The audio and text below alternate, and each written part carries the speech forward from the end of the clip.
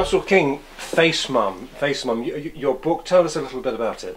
Okay, so this is a book aimed at sort of anyone from sort of 9 years and up. So very much, you know, would join our library here at school quite happily and fit in for some of our younger readers.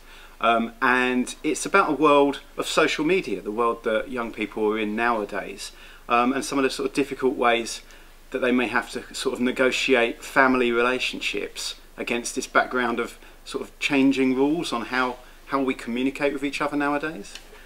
So when did you first have the idea about the book? Okay, I can remember this. It was like a lightning bolt back in 2013, which goes to show how long it takes to write a book. It was back in the summer. I had an idea. I had a sort of nugget, and I don't want to give away quite what the surprise is within the story, but it was just a question about what would happen if someone did, you know, X on social media, and you know another person didn't know anything about it. And how could that kind of spiral out, and what kind of issues could that cause? And the ideas kind of sprawled out, and I've been kind of terrified that this would actually sort of happen in real life, or that someone else would have the same sort of idea or instinct and write about it. And amazingly, I've got to the kind of the date of publication, and no one else has kind of used my idea on EastEnders or anything like that. So yeah, 2 years in the writing. How was the writing? Because I imagine, as deputy head here at Passmores Academy, you're a bit of a busy man. So when did you fit in the writing? Well, you've promoted me, which is very kind. I'm a mere assistant head, but you're right. It's a very busy job. How did I do it? Well, summer holidays. So back in 2013, had the idea, wrote 2 pages, and just let it kind of fester away. Got that lot through their exams. Went on holiday and had a little bit of a blitz. I got up in the morning before the kids, which is not easy to do when your kids are 7 and 9, and kind of scribbled it out quite quickly, really, and had that done and dusted pretty much by the end of the summer holidays, apart from the conclusion, which I then wrote in the next half term. But in that state, in that raw state, it wasn't good enough, and I know that as an English teacher.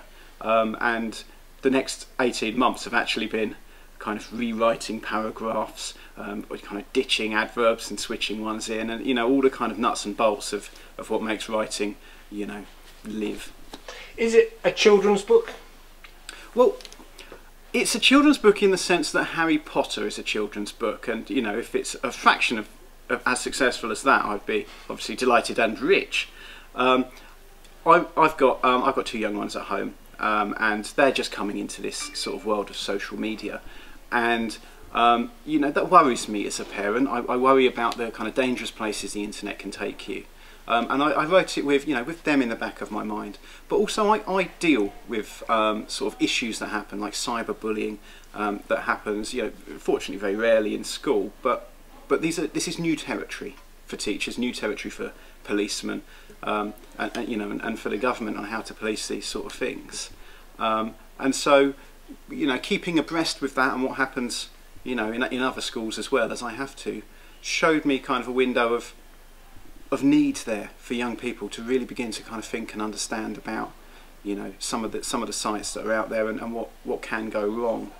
But actually, most of the interest I've been getting on my sort of my web feeds about this has been from sort of mums of my age who are also very worried for their children. So I have a feeling it might have kind of 2 sort of very distinct audiences.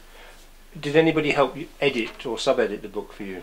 Well, great question. Yeah, my list of credits inside is enormous, much longer than a normal book would be. Some people have their sort of trusted Ezra Pound.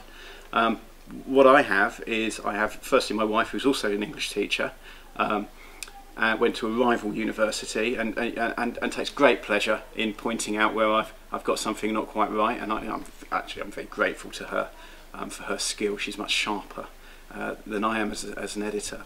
But then I've got this fantastic resource all around me.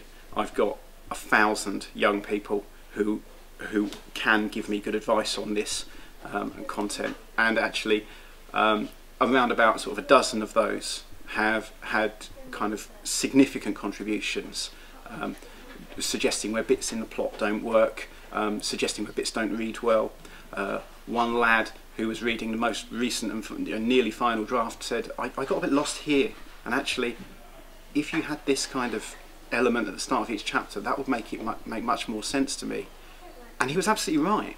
And it's, you know, a bit worrying really that a 14-year-old can point out something that a 40-year-old can't spot, but hey ho, I'm happy with the final product. And finally, where can people find your book, apart from the Passmores library? Well, you have to be a bit keen because I'm not Waterstone, so I can't put it out there. I went for Amazon for an electronic download. If you're an Amazon Unlimited, you can get it for free and read it through your library facility, or you can get it for $1.99 on your Kindle from there as a nice introductory price. If you want a hard copy, they're $7.99. We're launching at Passmores on Monday night, the 22nd. I'm really excited. I really wanted it to be here, where I did that launch. This is, you know, this is where my heart and soul kind of lives on a daily basis. So it feels totally appropriate that it's come from here. And then there'll be a limited amount of copies kind of kicking around. If I get lots of sort of emails or through my website, you can kind of contact me. If I get lots of kind of contact through that, I will hit another print run and happily go for second edition. But there's 200 first editions out there, and if you want one, contact me through my FaceMum, through Twitter, Facebook. If you just stick in FaceMum, you'll find me. Russell King, thank you very much for your time. Thank you.